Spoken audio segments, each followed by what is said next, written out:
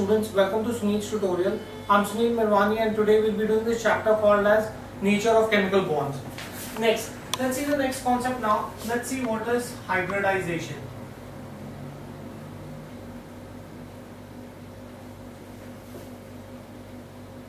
What do we understand by hybridization? Hybridization is the process of mixing and recasting of different orbitals of isolated atom having nearly same energy levels to form a new orbital. Meaning, see, we've already, as per the Bohr's theory, we've already studied that there's s orbital, there's p orbital, there's d orbital and f orbital. If I join these orbitals to come up with a new orbital, then that orbital which has been obtained by joining these orbitals, if I join s and p, I'll get a sp orbital. If I join S and D, I could get an SD orbital. So the joining of various orbitals to get a new orbital, these new orbitals were not defined in your Bohr's theory. So the mixing of orbitals to get a new orbital is called as hybridization. So what is hybridization? It is the process of mixing of orbitals to get a new orbital such that the energy of the new orbital will be the same as the energy of the old orbitals. Fine, do you get this thing here? Can you write this down please? The process of mixing and recasting of different atomic orbitals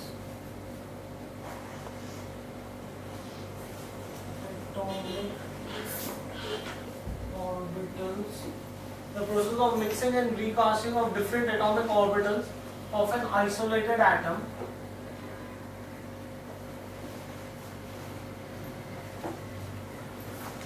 having nearly same energy, having nearly same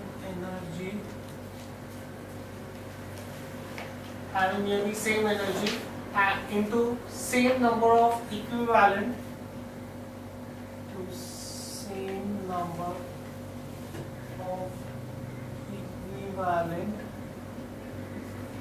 hybrid orbitals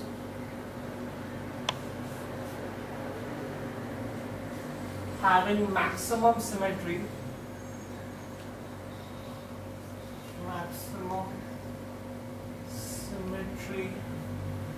same energy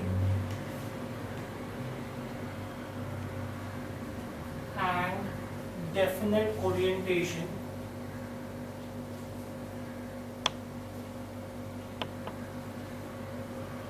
is in space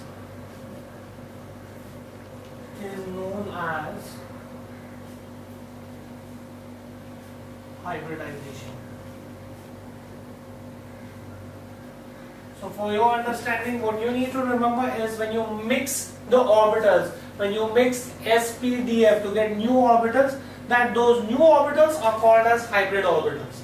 Right? Do you get this thing here? Question. We already had valency bond theory which was explaining things to us beautifully. Why do I need to have a new concept in chemistry? Why do I need to have hybridization? What is the need of concept of hybridization? Need of concept of hybridization. I'm very sure by now you all have understood the fact that I'm teaching you hybridization. That means there must have been certain anomalies in the valency bond theory. So we have to study about hybridization because there have been certain anomalies in the valency bond theory. Right? Now, this question the examiner could frame it this way: what are the drawbacks or anomalies of valency bond theory, or explain the need for hybridization? Both mean the same thing. Now, the first reason was to explain the observed valencies of element. To explain observed valencies of elements. That was the first reason why we went in for hybridization. Meaning, now, if I go as per the valency bond theory, the number of covalent bonds that an atom of an element forms is equal to the number of half-filled orbitals unpaired orbital. Therefore, the valency of the element is equal to the number of unpaired orbitals. But there are many elements in which this is not true. For example, in the case of beryllium, in the case of boron, and in the case of carbon. I'll explain this to you here. For example, let's consider beryllium. Beryllium has atomic number 4. If beryllium has atomic number 4, its electronic configuration will be 1s2, 2s2. The first orbit will have 2 electrons, the second orbit will have 2 electrons, the second orbit, both the electrons will go in the s orbital. That means the box diagram for this will be 1s2, 2 electrons with opposite spin, 2s2. This is 1s, 2s, and the 2p orbital will be entirely empty. This is your 2p, x, y, and z. Right? How many half-filled from the box diagram? We can clearly see that it does not have any half-filled orbitals. It does not have any half-filled orbitals. That means number of the beryllium, number of unpaired electrons, electron 0. If it has 0 unpaired electron, then as per valency bond theory, if it has 0 unpaired electrons, that means the expected valency as per valency bond theory will be 0, because valency bond theory says that the valency is equal to the number of unpaired electrons. But what is the observed valency? Observed valency of beryllium is 2. How do I know? Because it forms a compound. I know that it forms a stable compound, beryllium difluoride.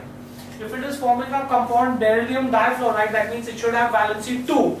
But as per valency bond theory, it should have valency 0. The theory is not able to explain this anomaly. One of the major drawbacks of valency bond theory. I could show you more elements like this. For example, if I consider boron, atomic number is 5. Boron atomic number is 5, that means its electronic configuration will be 1s2, 2s2, 2p1. First orbit will have 2 electrons, second orbit will have 3 electrons. Out of those 3 electrons, 2 will go in the s orbital, 1 will go in the p orbital. Therefore, the box diagram for this will be 1s, 2s, 2p. 1s2, 2s2, 2p, x, y, z. Right? This is going to be the box diagram for boron. Now, number of unpaired electrons.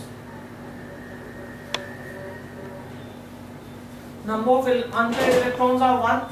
If number of unpaired electrons are 1, then what is going to be the expected valency? The expected valency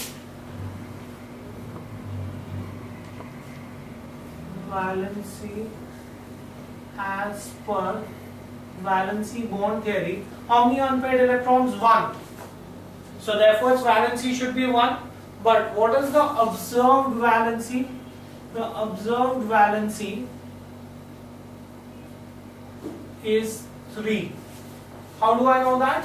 Because it forms a compound by the name boron trifluoride. If it is forming boron trifluoride, that means its valency should be 3. That means its real valency is 3, but as per valency bond theory, I am able to get its valency only 1. Right? See, I'll show you another compound. Say, let's consider carbon. Atomic number is 6. Its electronic configuration will be 1s2, 2s2, 2p2. Its box diagram will be 1s, 2s, 2p. 1s, 2s, 2p. 1s, 2s, 2, not 2p. We know that electrons with the same spin get filled first. So 2p. This is how it will get filled. One electron will go in the x orientation, the second will go in the y orientation. Right? So number of unpaired electrons, it has 2 unpaired electrons. These are the 2 unpaired electrons. That means the expected valency as per valency bond theory should be 2, but the observed valency of carbon is 4. How do I know that? Because it forms compound methane, CH4. So that was the first drawback of my valency bond theory. It was unable to explain the observed